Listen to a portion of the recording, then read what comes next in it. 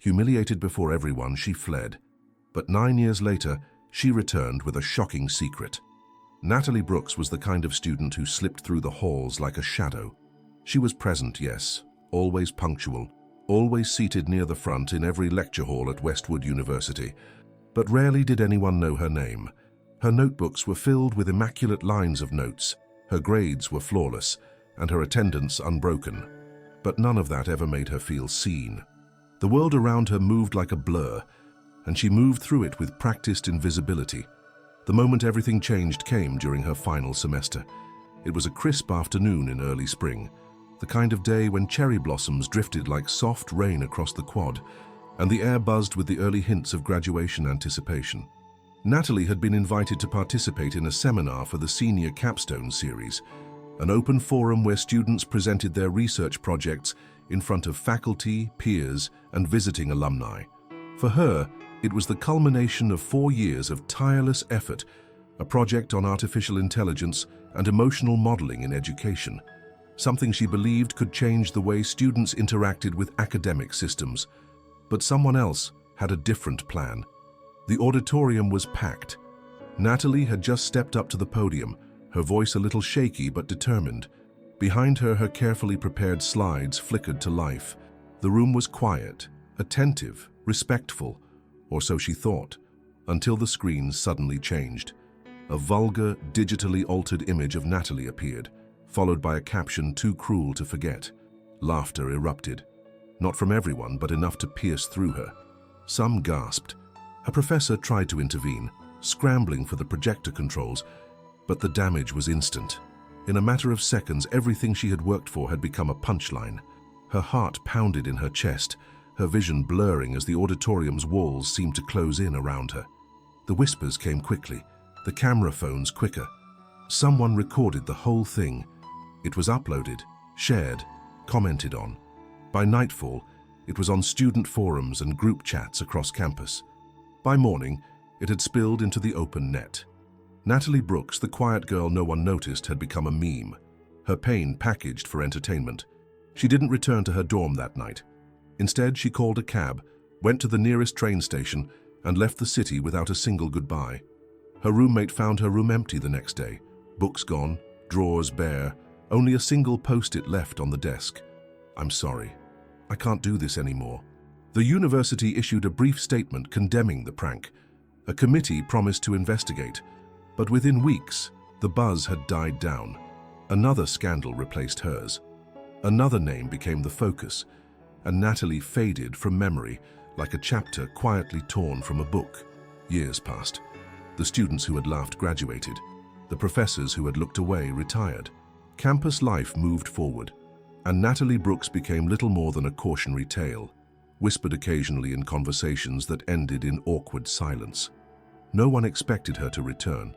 No one imagined that the same girl who had fled in shame would one day stand on that very stage again, stronger, wiser, and carrying a story the world had never heard. But change often begins in silence, and sometimes the quietest voices carry the deepest echoes. Natalie had not forgotten Westwood, but more importantly, she had not forgotten herself. And what the world was about to learn was that the girl they thought had broken had only begun to rebuild.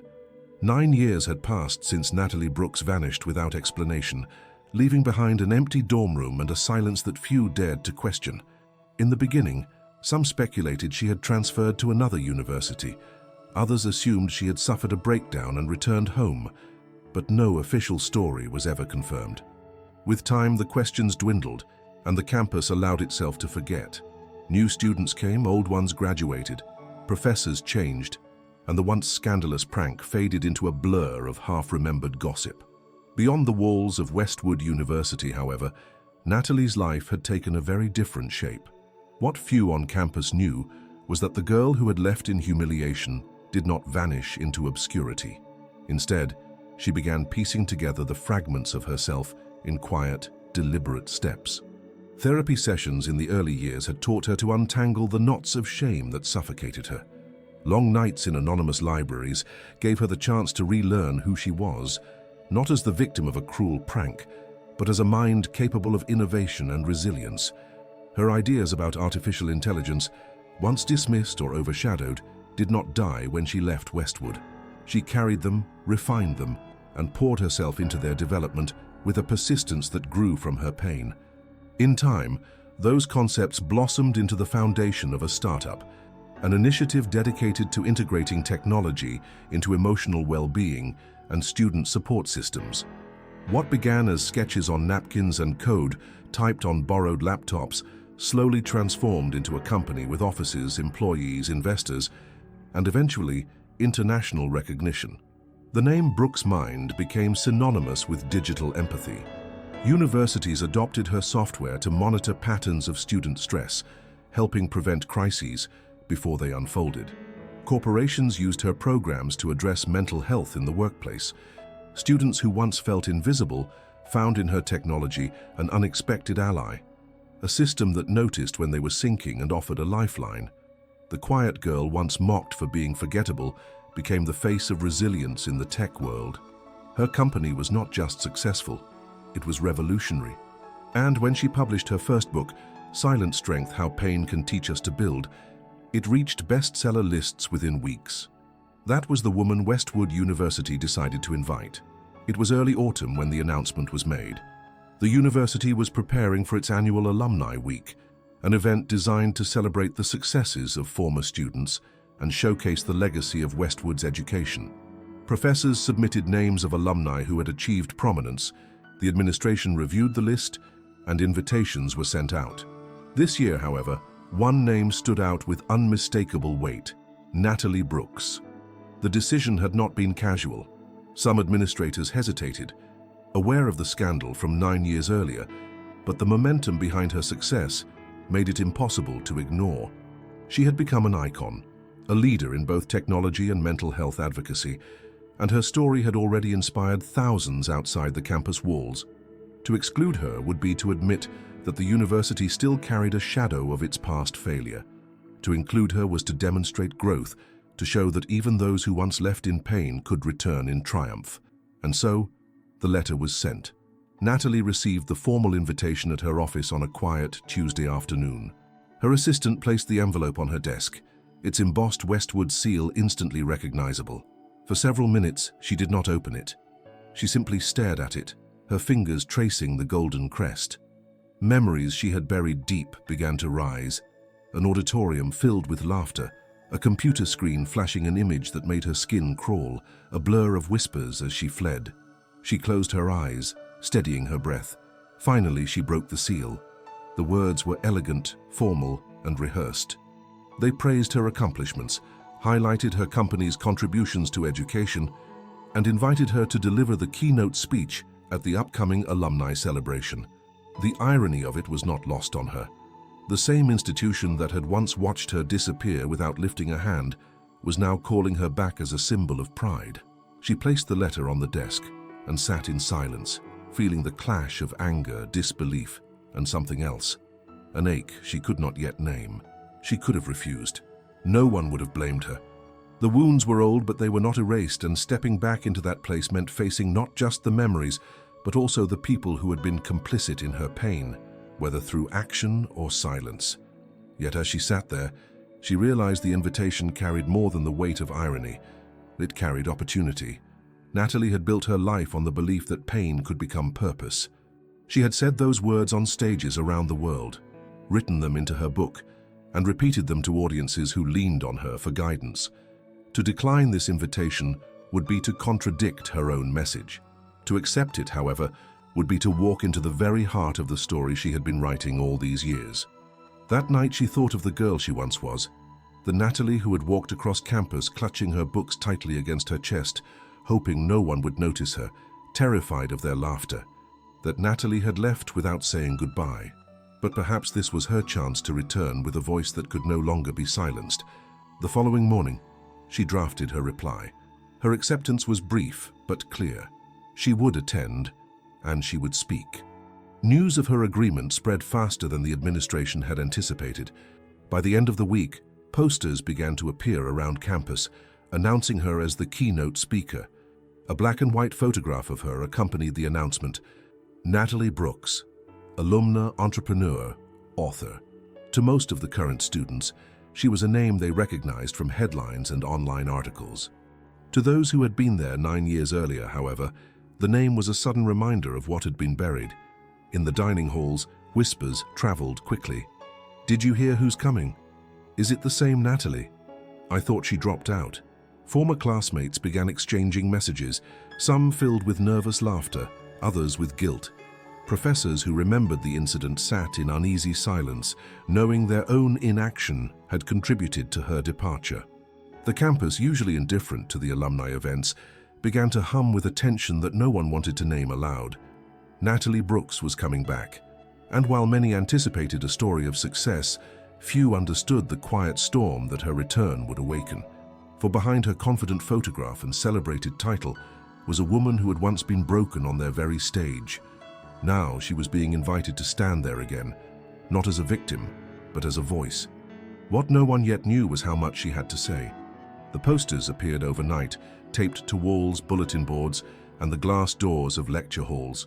The name printed in bold letters was unmistakable. Keynote speaker, Natalie Brooks, entrepreneur and author. For many students, the announcement was just another line on a busy schedule of alumni events. For others, it was a thunderclap. By the second day, whispers rippled across the campus like wind stirring through tall grass. Conversations that had lain dormant for nearly a decade resurfaced with uneasy urgency. Some of the current undergraduates had never heard of Natalie Brooks. They Googled her, read about her company, saw her book on recommended reading lists.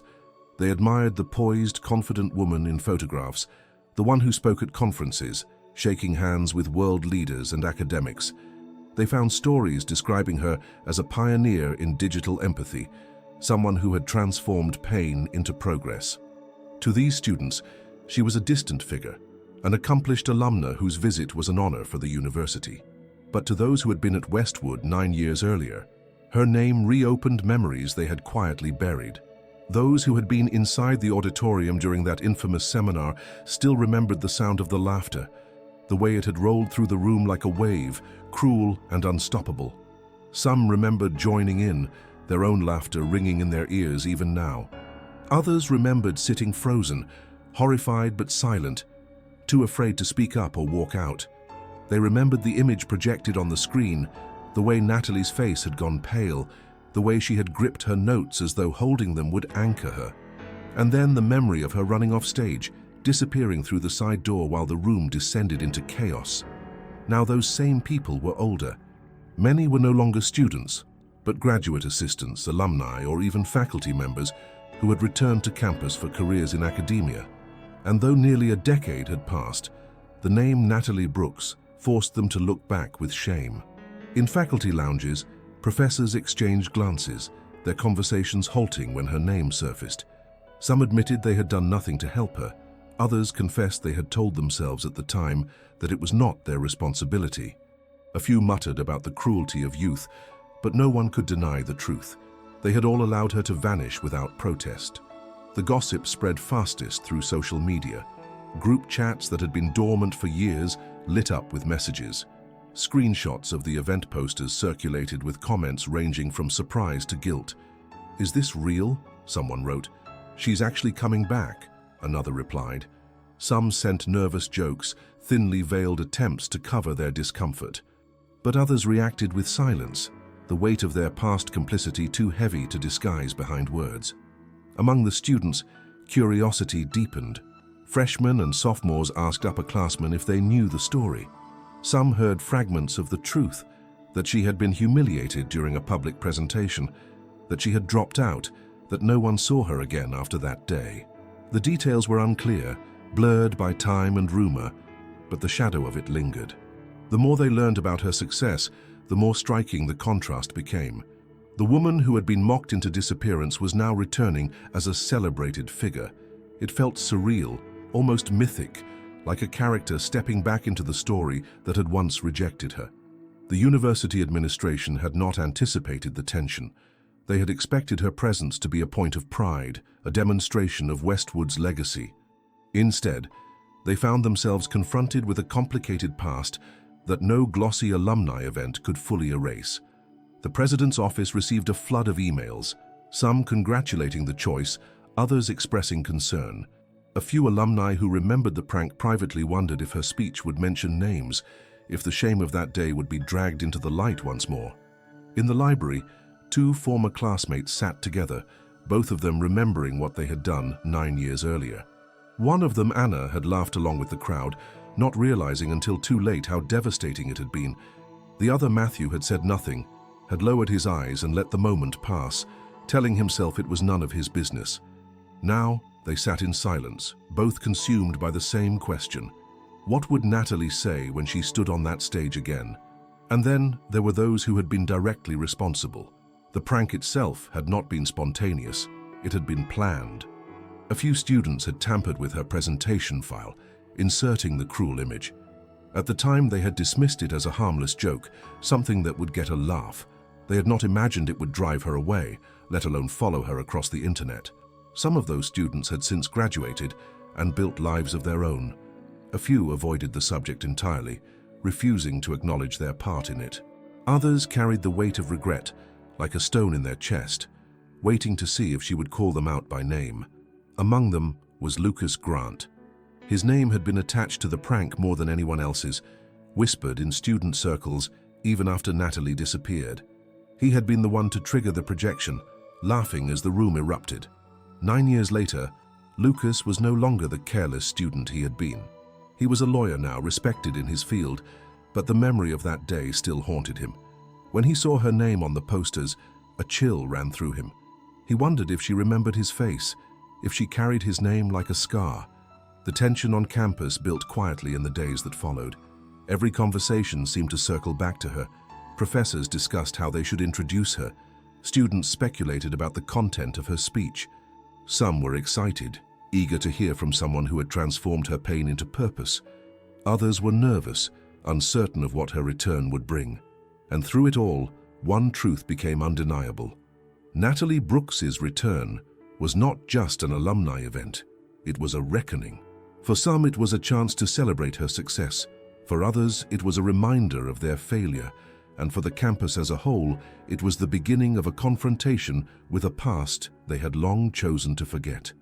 The posters remained on the walls, silent but powerful, like mirrors forcing everyone to look at themselves. And as the date of her speech drew closer, the air at Westwood grew heavier, charged with anticipation and dread. The stage that had once broken her was waiting once more, and no one knew what would happen when she finally stepped upon it again. On the morning of her return, Westwood University looked almost unchanged, as if the years had folded neatly into one another. The ivy still clung stubbornly to the old stone buildings, the fountain in the center of the quad still gurgled softly, and the same narrow paths wound between lecture halls. Students hurried past, clutching their books and coffees, unaware, or pretending to be unaware, that the air around them felt heavier that day. Natalie Brooks arrived quietly, without fanfare. There were no photographers trailing her steps, no official welcome committee waiting with flowers or applause. She had requested it that way. If she was going to confront this place, she wanted to walk through it on her own terms, as if reclaiming each corner with the strength she had built over 9 years. Dressed in a simple black coat and carrying a leather satchel, she blended easily into the crowd of alumni and visitors. Yet for her, every step was loaded with memory. The library stood where it always had, its wide doors polished by the touch of thousands of hands. Natalie remembered the hours she had spent there, sitting by the tall windows, filling notebooks with diagrams and code. She paused for a moment, watching the students who streamed in and out, laughing, whispering, living the very life she had once tried so hard to belong to. A pang of recognition hit her, but it was not sorrow. It was distance. She was no longer the girl who had hidden in quiet corners. Her feet carried her toward the lecture hall, where it had all ended. She hesitated only once, standing at the bottom of the stone steps that led to its imposing doors. 9 years ago, she had run down these same steps in tears, desperate to escape the sound of laughter echoing behind her. Now, climbing them again felt like climbing out of a grave she had once dug for herself. Each step was deliberate, measured, and heavier than the last. Inside, preparations for the keynote were already underway. Technicians tested microphones, adjusted lights, and checked the projection equipment. The rows of seats were empty for now, but Natalie could still hear the phantom sound of laughter bouncing off the walls. She stood at the back, her breath caught in her throat, and for a moment she was 19 again, humiliated, small, unseen. Her hands tightened around the strap of her satchel, but she had not come back to relive that pain. She had come back to stand taller than it. The stage crew noticed her, and one of them approached with a clipboard. "Ms. Brooks, you're here early. Would you like to see the backstage area?" His voice was polite, professional, free of the judgment she remembered so vividly. She nodded, following him through the side door and into the wings of the auditorium. The air there was cool, the smell of dust and polished wood mixing together. From behind the curtain, she could see the stage where she would stand in just a few hours. Her heart began to race, not with fear but with purpose. She closed her eyes, listening to the silence. This was not the silence of abandonment, nor the silence that had followed her disappearance 9 years ago. This was the silence of possibility, of a room waiting to be filled. And for the first time in nearly a decade, Natalie realized she was not afraid of the silence anymore. She was ready to break it. Outside the auditorium, word of her arrival began to spread. Students whispered that they had seen her walking across the quad. A few alumni recognized her face from news articles and paused to watch as she passed. Some of those who remembered her from before felt their stomachs tighten at the sight of her. Older now, but unmistakably the same person they had once dismissed or ignored. She carried herself differently, straight-backed, composed, with the quiet confidence of someone who had learned not to beg for space, but to claim it. Not everyone was comfortable. A professor who had been present 9 years earlier watched her from a distance, unable to approach. He remembered the moment of her humiliation too clearly, remembered his own failure to intervene, his decision to stay quiet, as though silence would absolve him. Seeing her again was like seeing a ghost, though she looked nothing like the broken girl who had left. She looked like someone who had rebuilt herself from ashes, and that frightened him more than the memory of his own inaction. Across campus, conversations buzzed louder. Some students were excited, eager to hear from the famous alumna who had turned her pain into success. Others wondered if her speech would dredge up the past, if she would confront the cruelty she had endured. Alumni who had returned for the celebration whispered among themselves, their voices low, their eyes glancing toward the auditorium as though it held some secret yet to be revealed. Meanwhile, Natalie sat alone backstage, her satchel open on her lap. Inside was a single notebook, worn and weathered, filled with her handwritten notes for the speech. She had rewritten it countless times, not because she did not know what to say, but because she wanted each word to strike where it mattered most. She did not come to Westwood to accuse or to shame. She came to tell the truth, not just her truth, but the truth of countless others who had walked through life carrying invisible wounds. Her fingers brushed the cover of the notebook as she whispered to herself, steadying her breath. "Not fear," she murmured. "Purpose." The clock ticked closer to the hour of her keynote, the auditorium filled with students, staff, and alumni.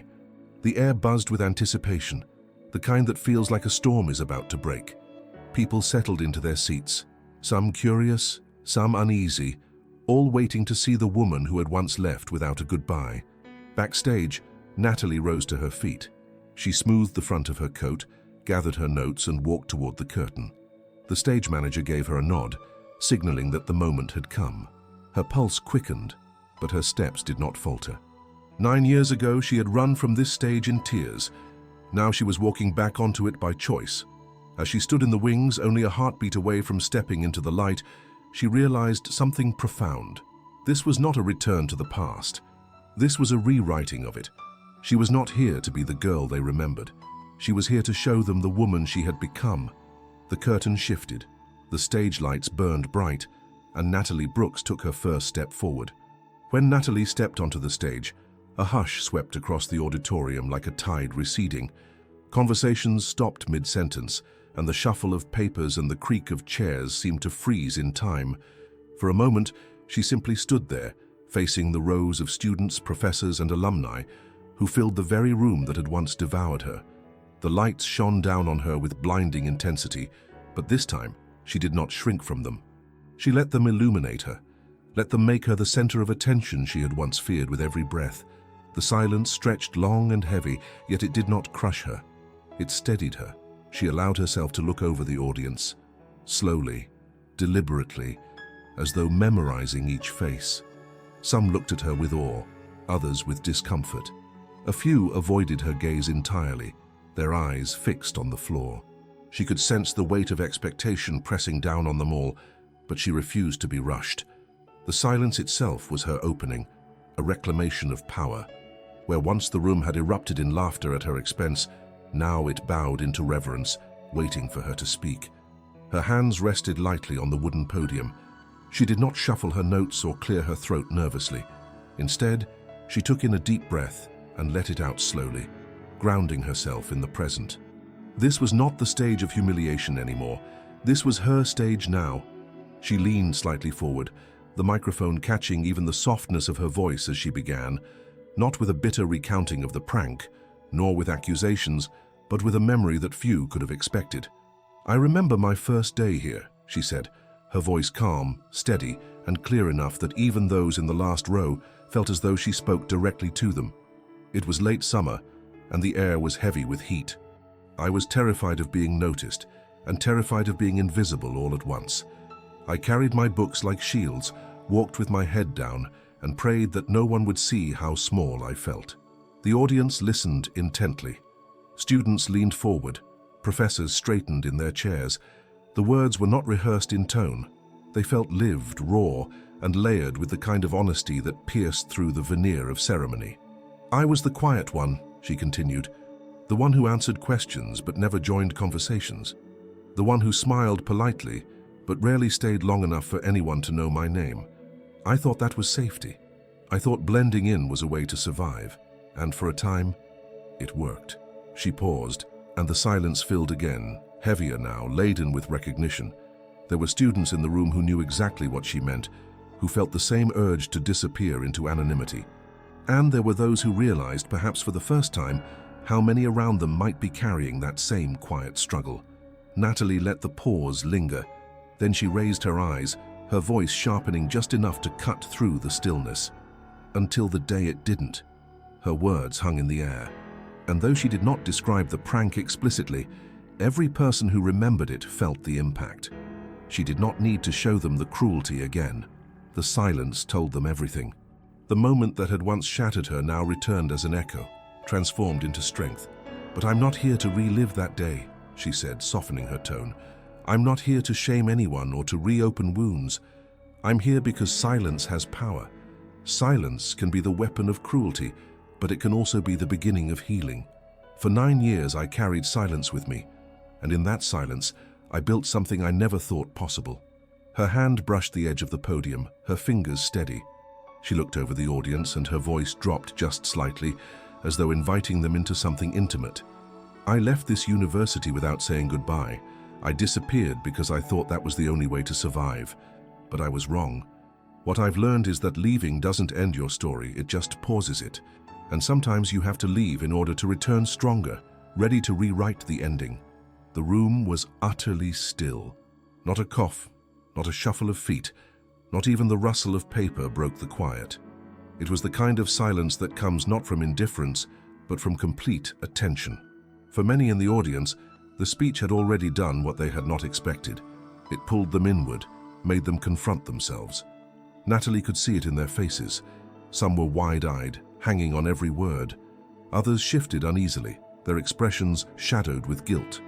A few seemed lost in thought, as though turning her words over in their minds, weighing them against their own memories.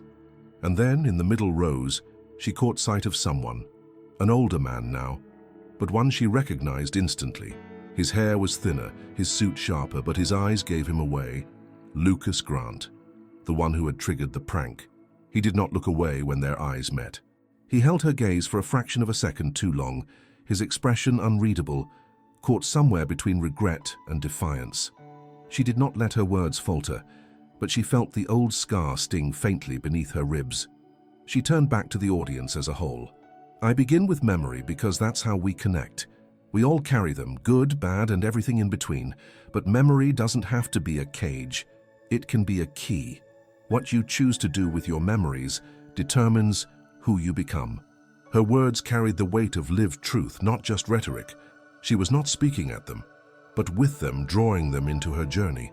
and though she had yet to share the full scope of what she had built from her pain, she had already shifted the energy of the room. The silence that greeted her arrival had transformed into something deeper, a silence of respect, of reflection, of anticipation. As she paused again, her eyes sweeping across the auditorium, she allowed herself a small breath of triumph. The same stage that had once been the site of her undoing now bowed to her presence, and as she prepared to take them further into her story, she knew one thing with certainty. This time the silence belonged to her. The silence that greeted her was more than enough to anchor her first words, but as Natalie Brooks continued, her voice grew in strength and clarity. She no longer needed to glance down at her notes. The speech lived inside her, carved from years of reflection, nights of writing and rewriting, mornings of waking with phrases burning in her mind. The words poured out, measured but alive, cutting through the tension that clung to the auditorium. "I did not come back to Westwood for revenge," she began, her eyes steady on the audience. "I came back to tell you that pain is not the end of a story. Pain can be the beginning of something far larger than you imagined possible." Her voice was not theatrical. It did not rise and fall with exaggerated gestures. Instead, it carried the kind of power that comes from conviction, the tone of someone who had lived every syllable she spoke. "When I left this campus 9 years ago, I thought my life was over. I thought humiliation had carved my name into stone. But leaving was not the end. It was the start of a long, difficult climb." She took a slow step away from the podium, breaking the rigid frame of formality. Her movement drew the audience closer to her, as if she were no longer delivering a lecture but having a conversation. In the silence that followed, I had to learn how to breathe again. I had to learn how to live with shame that followed me everywhere. The stares, the comments, the cruel laughter that lived in my head long after the echoes died out here. Some students shifted uncomfortably in their seats. Professors exchanged glances. Alumni stared at the stage, caught between admiration and unease. Natalie allowed them to feel it, did not rush to ease the discomfort. It was not her role to protect them from the weight of her truth. "But here is the part that matters," she continued, her voice softening but sharpening at the same time, like a blade honed to its edge. "Shame is a heavy thing, but it can be transformed. It does not have to define you. It can drive you. I took that shame and I built something out of it." She told them without self-congratulation about the birth of her company, how in the early days she coded for endless hours in borrowed offices, how she faced investors who dismissed her ideas as too emotional, too soft, not profitable enough, how she nearly gave up more than once, only to be reminded by a single thought: no one else should feel as invisible as she had. She spoke of the long road of therapy, the sleepless nights of doubt, and the gradual realization that her humiliation had given her insight into something profoundly universal.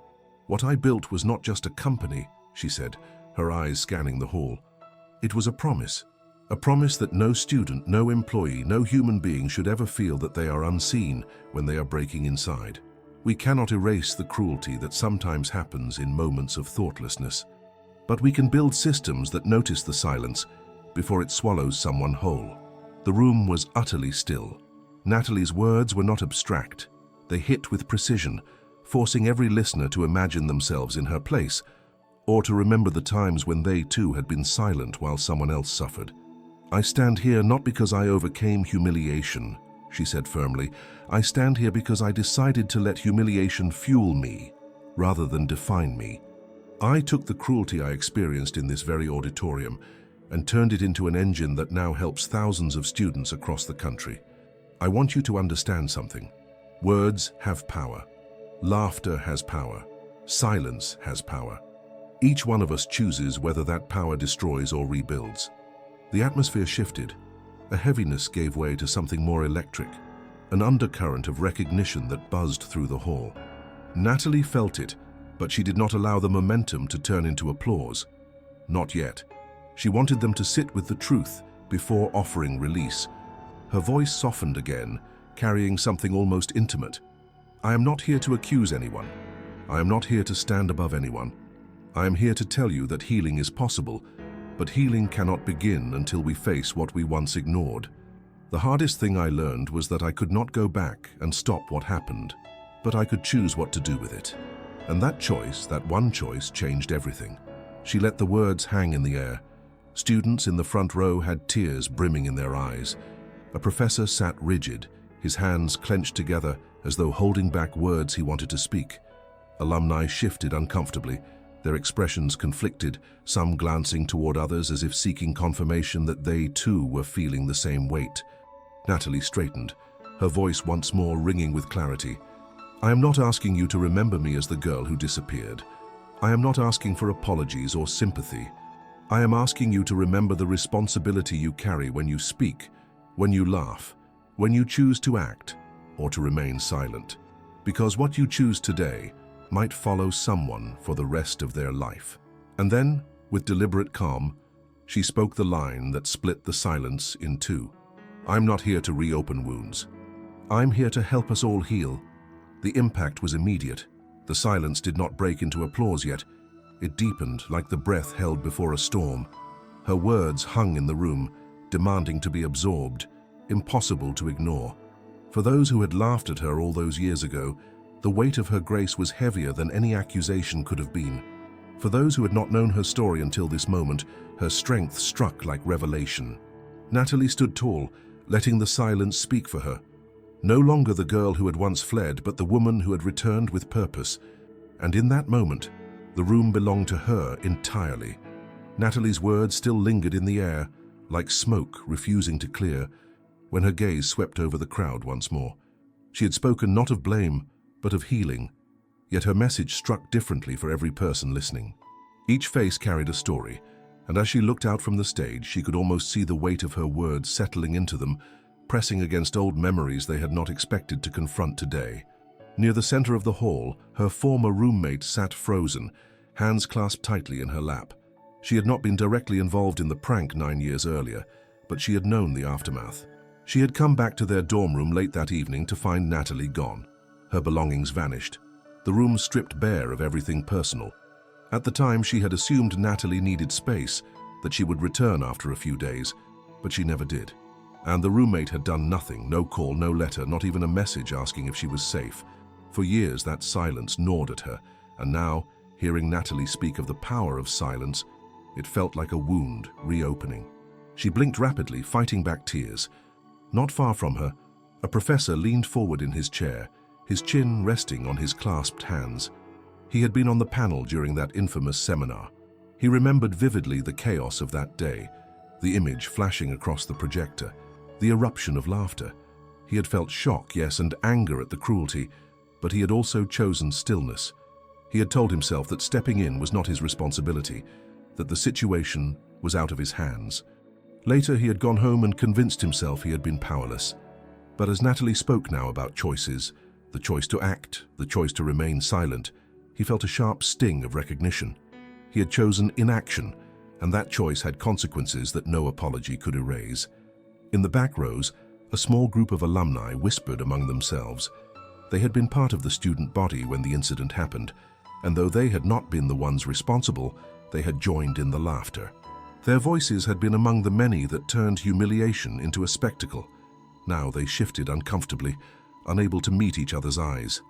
Natalie had not called out names, but her words felt like arrows, piercing directly into the memories they carried. And then there was Lucas Grant.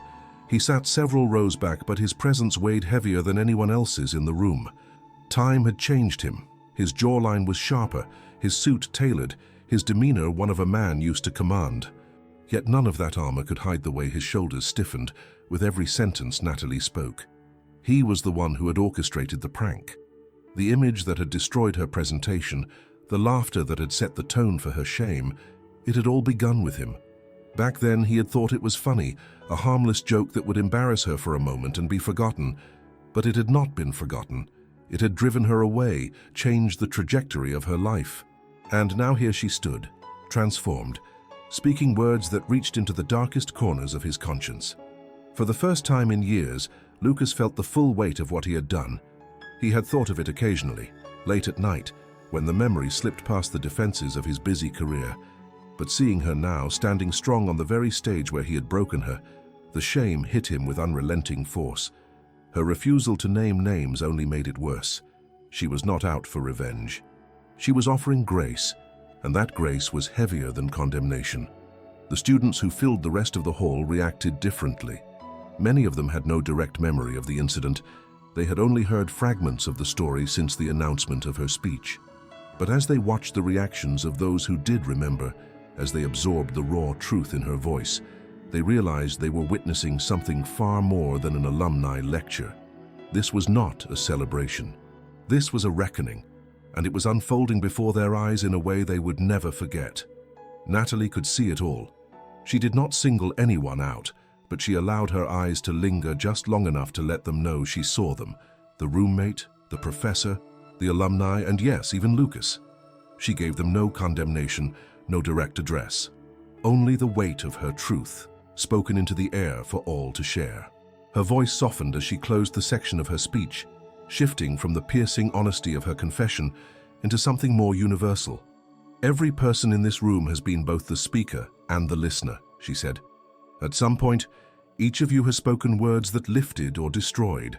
At some point, each of you has heard silence where a voice was needed. None of us are innocent, but all of us are capable of change." For a long moment, no one moved. The silence that had begun as uneasy had transformed into something else. A silence of reflection, heavy but alive, waiting for the next breath, the next step. And in that silence, the faces in the crowd told the story better than words ever could. Shame, regret, admiration, awe, and something else. Hope. Natalie knew she had reached them. She had not needed to accuse, to shame, or to demand.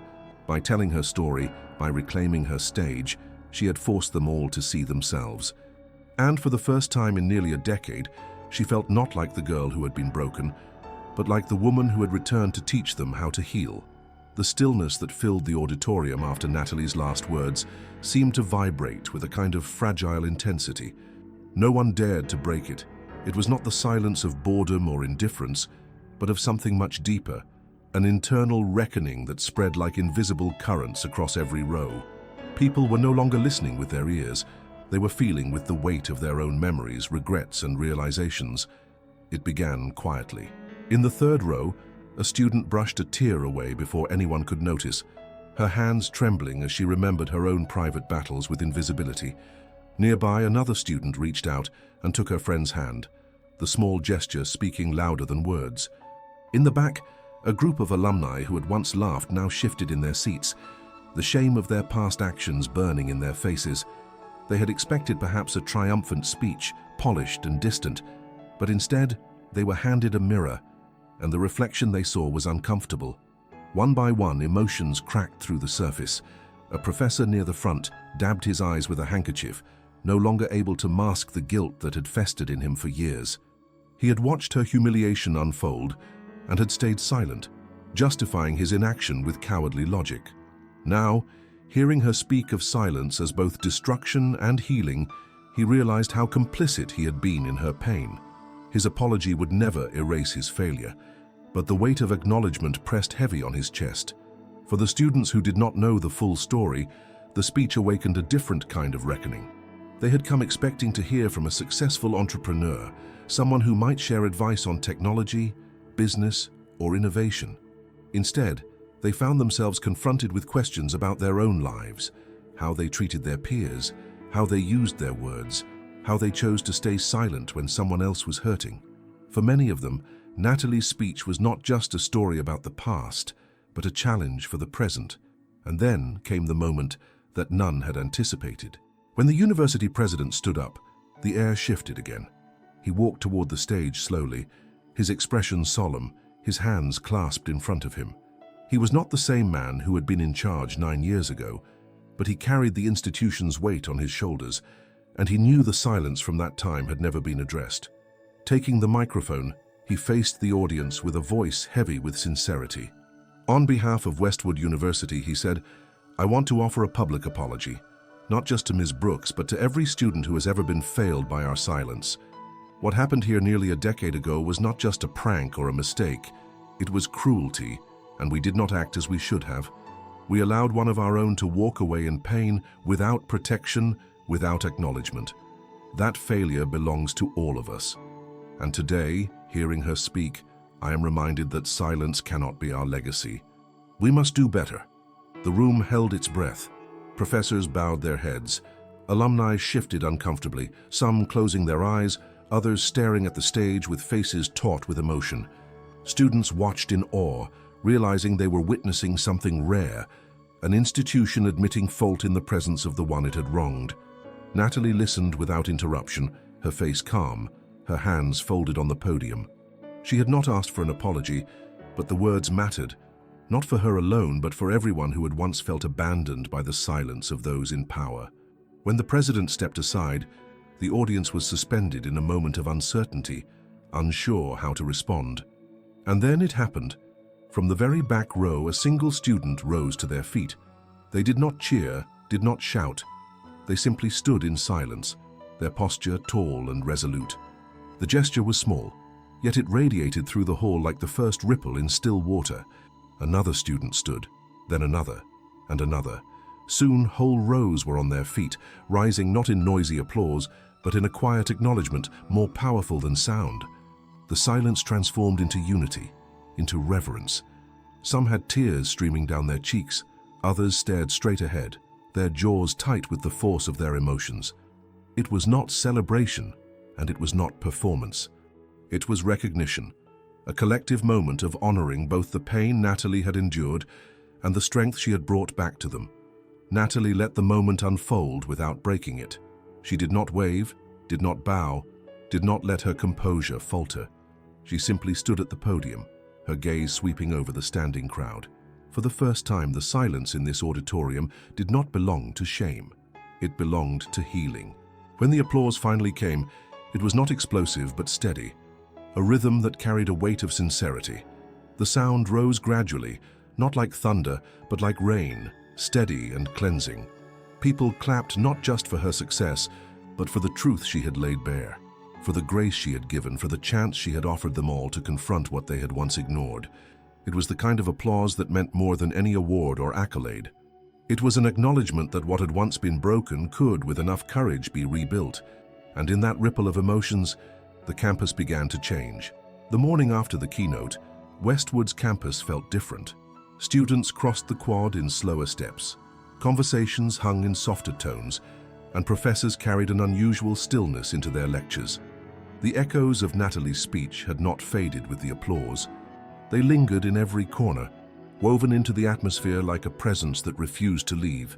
Yet it was not until the open letter appeared online that the full weight of her return settled across the community. She published it quietly, with no press release and no announcement beyond a post on her official website and a single message on her social media. For those who asked what happened after I left, here is my answer. The link spread almost instantly. Students shared it in group chats, professors forwarded it to colleagues, and alumni passed it along with a mixture of curiosity and unease. Within hours, the letter had gone viral.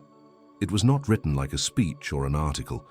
It read more like a journal entry, raw and stripped of performance. 9 years ago, I walked away from this campus with nothing but a suitcase and silence, she began. I left because I believed I was broken beyond repair. I believed the laughter I heard in that auditorium defined me forever. She wrote about the first weeks after her departure, when she avoided phone calls from family and spent her days hiding in small libraries in cities where no one knew her name. She described the crushing loneliness, the shame that grew heavier when the incident followed her online, the way strangers on the internet mocked her pain without knowing her story. Her words did not dramatize or exaggerate. They carried the plainness of truth, which made them cut deeper. But she also wrote about what came after, about the therapist who told her that healing was not about erasing pain, but learning to carry it differently, about the part-time jobs she took to support herself while she worked on her idea, scribbling code on napkins during late-night shifts, about the countless rejections from investors who dismissed her as too inexperienced, too young, too idealistic. Every rejection, she wrote, sounded like another laugh from that auditorium. But instead of running this time, I kept writing, kept building, kept pushing. The letter described the small victories, the first university that piloted her program, the first email from a student who said the software had noticed their struggles before anyone else had. She wrote of the pride she felt when her company became not just successful, but meaningful. "I did not set out to build a business," she confessed. "I set out to build the kind of lifeline I once needed and could not find." Perhaps the most striking passage came when she addressed directly the people from her past, not by name, but by presence. "To those who laughed at me, I want you to know I am not here to shame you. I understand that cruelty often comes from thoughtlessness, but thoughtlessness has consequences, and I carried those consequences for years. I ask only this: do not dismiss the weight of your actions. Learn from them, because someone else's silence might depend on your choice to speak." She also spoke to the students who felt invisible. "If you walk through campus feeling unseen, I want you to know you are not alone. Your silence does not erase your worth. Your story is still being written, even if today feels unbearable.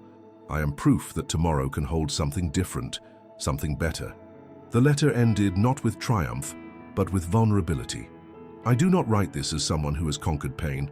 I write this as someone who still carries it, but has learned that carrying it does not mean being crushed by it. Healing is not a finish line. It is a practice, and I am still practicing." By the time classes began that morning, nearly every student had read it. Professors opened their lectures not with syllabus notes, but with quiet discussions about resilience and responsibility. In dormitories, students gathered in groups, reading the letter aloud and sharing their own experiences of silence. Alumni posted public reflections online, some admitting to their own complicity in past cruelties, others confessing the regrets they had buried for years. News outlets picked up the story quickly, framing it as a remarkable return. A woman who had once left in shame now addressing the very institution that failed her, offering not vengeance, but honesty. Articles praised her courage, but what made the letter spread so widely was not admiration, it was recognition. Everyone who read it saw some part of themselves in her words, whether as the one who had been laughed at, the one who had laughed, or the one who had stayed silent. The open letter did what no speech alone could do. It carried her voice beyond the walls of the auditorium, reaching those who had not been present and those who had forgotten her name. It transformed a moment into a movement, not because it was polished or dramatic, but because it was real. For Westwood, the letter was both a mirror and a challenge. The campus could no longer pretend the past was buried. Natalie had laid it bare, but she had also offered a path forward, not through denial, not through punishment, but through acknowledgement and growth. And as students shared the letter across the internet, it became clear that her story no longer belonged to Westwood alone. It belonged to anyone who had ever felt invisible, and to anyone who had ever realized too late the weight of their silence. The letter rippled outward faster than even Natalie expected. By the end of the day, not only had the students of Westwood read it, but so had parents, alumni scattered across the globe, and strangers who stumbled across it online. Yet the deepest impact unfolded on the campus itself. The words did not remain confined to computer screens or phone displays. They spilled into classrooms, hallways, cafeterias, and dormitories, forcing people to look at one another differently than they had the week before. On Monday morning, lectures across the university began in unusual silence. Professors, who normally started with quick remarks about homework or upcoming exams instead, found themselves pausing, uncertain of how to carry on as usual. In one literature course, a professor set aside the syllabus entirely and invited students to share their reactions to the letter. At first, no one spoke. Then slowly, a student raised her hand and said she had cried reading it because she had once thought of leaving school for similar reasons. Another admitted that he recognized himself in Natalie's description of those who laugh without realizing the harm they cause. The discussion swelled from there, voices rising not with argument but with honesty. Soon these conversations became common. Classrooms across campus transformed into spaces of reflection. Science professors, business lecturers, even mathematics instructors began allowing time for discussion. Some students confessed regrets about words they had thrown carelessly at peers in the past. Others admitted to carrying private pain, invisible to those around them. The letter had given permission for vulnerability, and vulnerability began to break through the rigid surface of academic life. Beyond the classrooms, new initiatives sprouted almost immediately. Student organizations began hosting open circles where anyone could speak without judgment. They filled large common rooms late into the night, students sitting cross-legged on the floor, some speaking in trembling voices, others listening with tears in their eyes. Stories surfaced, of bullying, of silence, of loneliness, of resilience. Each story found echoes in the room, and those echoes built bonds among students who had once passed each other on campus without a word. The administration, pressured by the momentum, responded with tangible changes. They announced a series of forums dedicated to mental health and accountability, inviting not only students but faculty and alumni to participate. Panels were organized, featuring psychologists, educators, and even students themselves, each sharing perspectives on how silence and inaction perpetuate harm. The tone of these forums was not about assigning blame, but about creating responsibility, a shift that surprised many who had expected defensiveness. Perhaps the most powerful moment came when the Alumni Association announced the creation of a new fund in Natalie's name. The Brooks Initiative would provide financial and psychological support to students experiencing emotional crises, ensuring that no one would ever feel as abandoned as Natalie once had. Contributions poured in quickly, small donations from current students, larger pledges from alumni who remembered her disappearance and felt the sting of regret. Within days, the fund reached numbers that ensured it would not be a symbolic gesture, but a lasting change. The impact stretched further still. Students who had never thought much about mental health began taking notice. Posters appeared across campus promoting counseling services, now rebranded with a new campaign of accessibility and empathy. Attendance at those services doubled in a single week. Professors began including statements of emotional support in their syllabi, small gestures, but ones that made students feel seen in ways they had not before. It was not all seamless. For some, the sudden attention to Natalie's story dredged up uncomfortable truths they would rather have left buried. A few alumni resisted the wave of acknowledgement, claiming the incident had been exaggerated, that people were being too sensitive.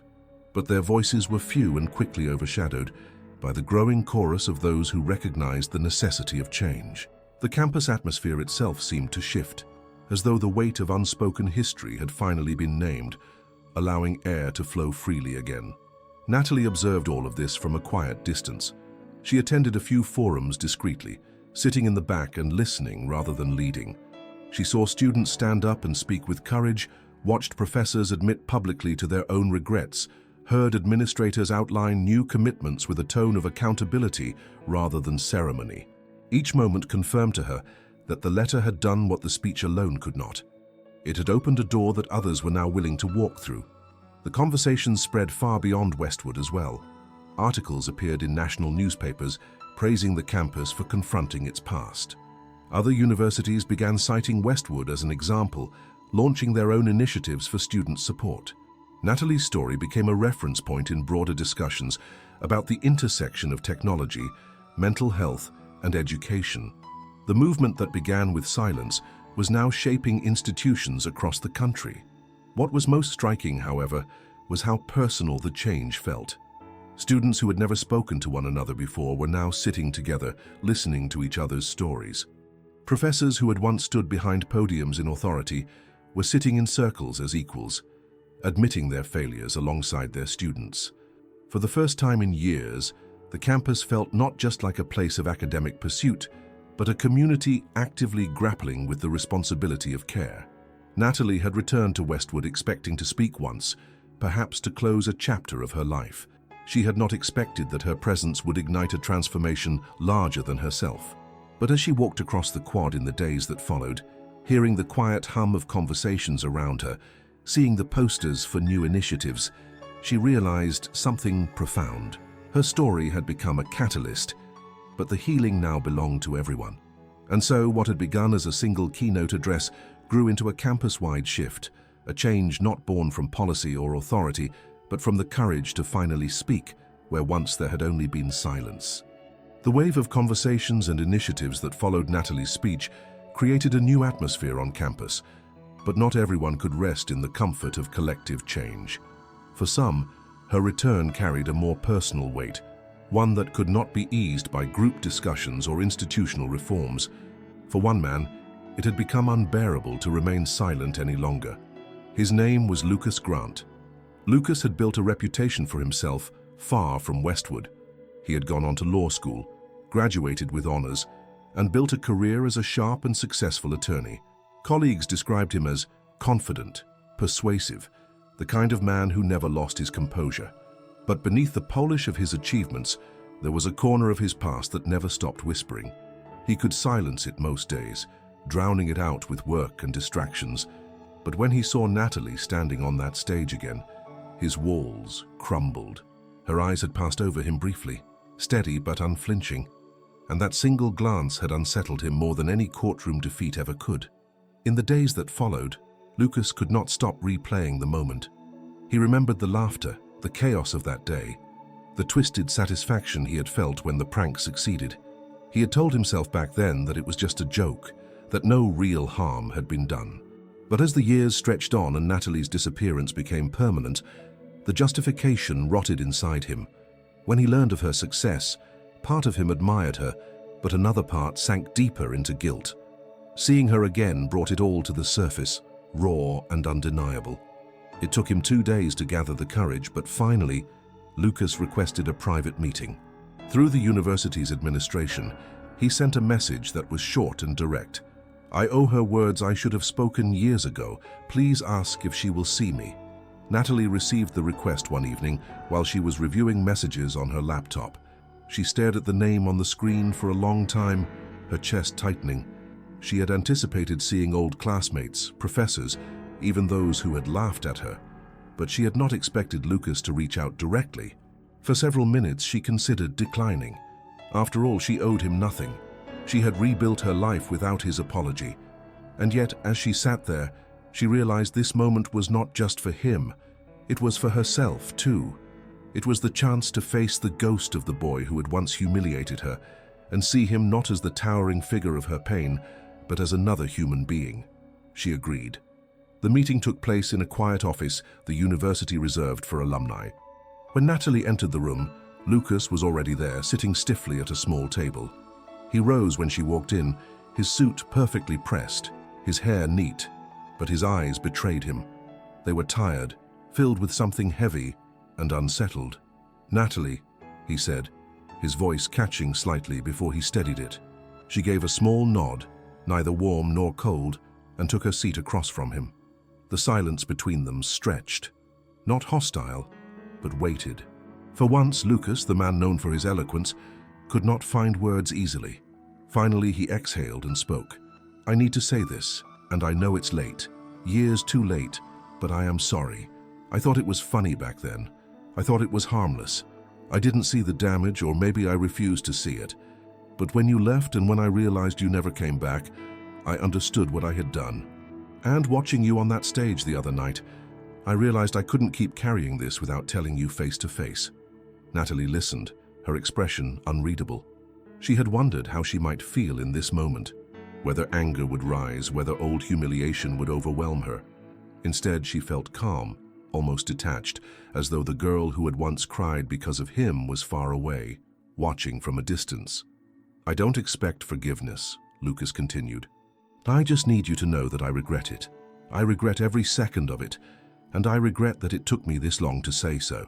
For a long moment, she remained silent. Then she leaned forward slightly, her voice even, but carrying a weight of its own. "Do you understand why it mattered so much? Do you understand that it wasn't just a prank to me, that it took away not only my work, but my dignity, my voice, my sense of belonging?" His jaw tightened, and he nodded. "I understand. I wish I had then, but I do now." Natalie studied him, searching for any sign of insincerity, but his face, usually controlled, was open, vulnerable in a way she had never seen. Slowly, she let out a breath. "I accept your apology," she said. "But remember this, growth is not measured by the words you say to the person you hurt. Growth is measured by what you do with others after that. It's measured by whether you stop the next person from becoming me." Her words struck him harder than any accusation could. His eyes filled with tears, he quickly blinked away, and for once Lucas Grant had no clever reply. He only nodded, understanding the responsibility she had placed in his hands. They parted quietly. There was no handshake, no forced smile, only a recognition that something had shifted. For Natalie, it was not closure. Her life had moved far beyond that moment, but it was a release, a proof that the boy who once destroyed her dignity no longer held power over her. For Lucas, it was the beginning of an unending work, the burden of becoming someone who lived up to the forgiveness he had been granted. And as Natalie stepped out into the cool evening air, she felt lighter, not because the past had been erased, but because the cycle of silence had finally been broken. Westwood University had hosted countless alumni events in its long history, but never had the campus felt such an aftershock from a single speech. The days following Natalie's keynote were unlike anything the institution had ever experienced. Conversations bloomed in lecture halls, late-night circles filled dormitory lounges, and initiatives emerged with startling speed. What had started as one woman reclaiming her voice had expanded into a collective shift of conscience. The administration knew it could not let this moment pass as a temporary ripple. It had to be woven into the identity of the university itself. Discussions began almost immediately within the Board of Trustees. Normally, their meetings were sterile affairs, dominated by financial projections and strategic expansions. This time, however, the agenda was different. The university president, still carrying the weight of his public apology, opened the session with a simple statement: "We cannot erase the past, but we can choose the legacy that follows it." His words set the tone for what would become one of the most consequential meetings in Westwood's history. Proposals came quickly. Some suggested endowing scholarships in Natalie's name. Others recommended integrating her story into student orientation programs as a cautionary tale of cruelty and resilience. But one idea resonated more deeply than all the others: the creation of a permanent space dedicated to mental health awareness, a place that would not just symbolize change but actively foster it. The plan took shape swiftly. The university would renovate a section of the new student center, transforming it into a wing named after Natalie Brooks. It would serve as both a resource hub and a sanctuary, equipped with counseling services, wellness programs, peer support groups, and study spaces designed for balance and reflection. More than just architecture, it would be a commitment etched into the daily lives of students. The board voted unanimously, and for once, bureaucracy did not slow progress. The announcement was made within days.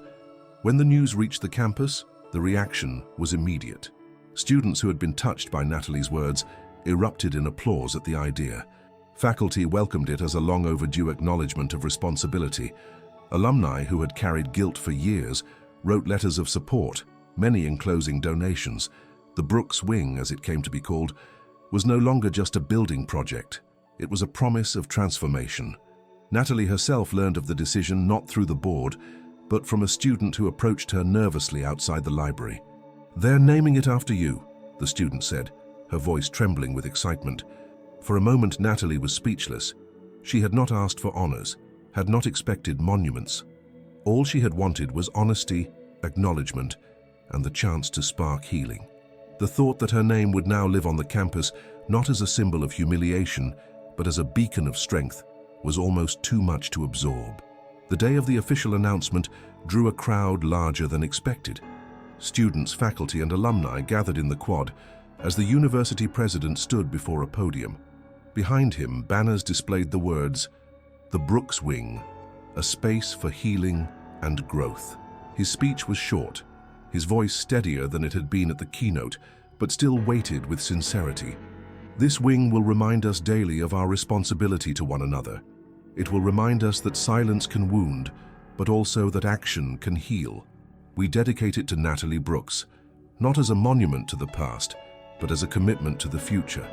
When Natalie was invited to the stage, the crowd erupted into applause.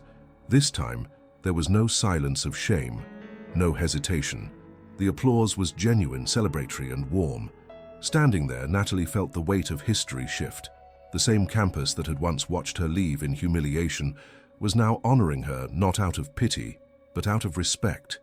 She spoke only briefly, her voice steady yet filled with emotion. "I am deeply moved by this, but I want to be clear. This is not about me alone. This is about every student who has ever felt unseen, unheard, or unvalued. Let this space remind us that universities are not just places for knowledge. They are communities of care. And care is not optional. It is essential." Her words drew cheers, But what struck the crowd most was her humility. She refused to stand as a hero above them, instead positioning herself as one of them, someone who had suffered and rebuilt, someone whose story could mirror their own in different ways. In the weeks that followed, work began on the Brooks wing. Construction crews cleared space, architects drew plans with input from students, and counselors prepared new programs. Murals were designed to line the walls, each one created by students to reflect themes of resilience, empathy, and hope. The space quickly became a symbol of collective ownership, not just a gift from the administration, but a creation of the community itself. The change was palpable. Students who once might have ignored one another now held doors open, checked in on friends, and spoke up when someone seemed to be struggling. Professors began weaving discussions of empathy into their courses, no matter the subject. Alumni events shifted tone, focusing less on professional success and more on personal well-being. Natalie's name, once whispered in corridors with pity or mockery, was now spoken with pride. She was no longer the girl who had left without saying goodbye. She was the woman whose return had reshaped the university's identity, and the Brooks wing ensured that her story would not fade into rumor again.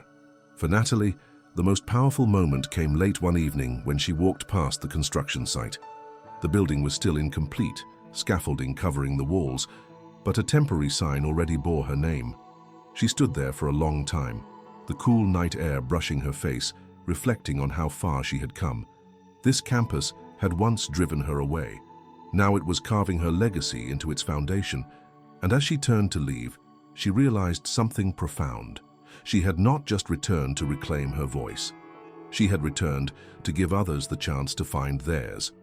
The Brooks wing was still under construction when Natalie prepared to leave Westwood for the second time, but this departure felt nothing like the first. 9 years earlier, she had fled with a suitcase and silence, carrying shame like a shadow that consumed every step. Now she walked the campus freely, her name spoken not in whispers, but in celebration. The air felt lighter, the gazes softer, and even the architecture of the university, unchanged though it was, seemed less imposing. It was not the place itself that had transformed, but what it meant to her. Her days since the keynote had been filled with meetings, discussions, and countless conversations with students. Some approached her shyly after lectures, thanking her for her courage. Others sent letters slipped under her hotel door, sharing their own stories of invisibility and survival. Faculty invited her into dialogues that once would have excluded her voice, and alumni wrote with pledges of change. She had become more than a guest speaker. She was a symbol, though she resisted the word. To Natalie, she was still just a woman who had learned to rise after falling, who now encouraged others to do the same. On her last afternoon before leaving, she walked across the quad one final time. The autumn light filtered through the branches, scattering gold across the stone pathways. She stopped near the fountain, the same place she had once rushed past, desperate not to be noticed. Now she stood there quietly, watching students hurry by, their laughter ringing out not as a reminder of past cruelty, but as proof of life continuing. It was there, by the fountain, that a freshman approached her. The girl's face was pale, her steps hesitant, but her eyes burned with urgency. She clutched her books tightly to her chest, much the way Natalie once had. For a moment, Natalie saw her younger self reflected in that fragile stance. "Excuse me," the girl whispered, her voice almost trembling. I just wanted to tell you, your story saved me." Natalie's heart clenched. She did not ask for details. She did not need them. She saw enough in the girl's eyes to understand the battles waged in silence, the weight carried unseen. She reached out gently, placing a hand on the girl's arm. "You saved yourself," she said softly. "I only reminded you that it was possible." The girl's lips curved into the faintest smile before she hurried away, leaving Natalie standing there with her own eyes glistening. It was in that fleeting exchange that Natalie understood the true measure of her return. It was never about reclaiming pride or forcing recognition. It was about making sure that no other student had to leave this campus feeling erased. Later that evening, as she prepared to depart, Natalie made one final stop. She returned to the auditorium, the place where her life had shattered and been rebuilt. The stage was empty now, the rows of seats dark and silent. She walked to the center, her footsteps echoing softly and looked out over the vast room. The silence was no longer heavy. It was hers. By the entrance, a new plaque had been mounted, small but gleaming under the lights. She had been asked to contribute the words that would be inscribed, and she had chosen them carefully. As she stood before it now, she read them again, letting the finality of the moment sink deep. Sometimes you have to leave, to return strong enough to rewrite your story. The line shimmered like a truth, etched not only into metal, but into the soul of the campus itself. Anyone who entered that hall would see it, read it, and carry its meaning. For Natalie, it was not just a farewell. It was a gift, a reminder to every student who would one day stand on that stage. She touched the edge of the plaque lightly, then turned and walked away. This time she did not leave in silence. She left with her story intact, her dignity restored, and her legacy secure. The campus behind her was no longer the place that had broken her. It was the place where she had proven that even broken stories could be rewritten. As she stepped out into the evening air, she carried no regret, only strength, purpose, and the quiet certainty that her final line said it all.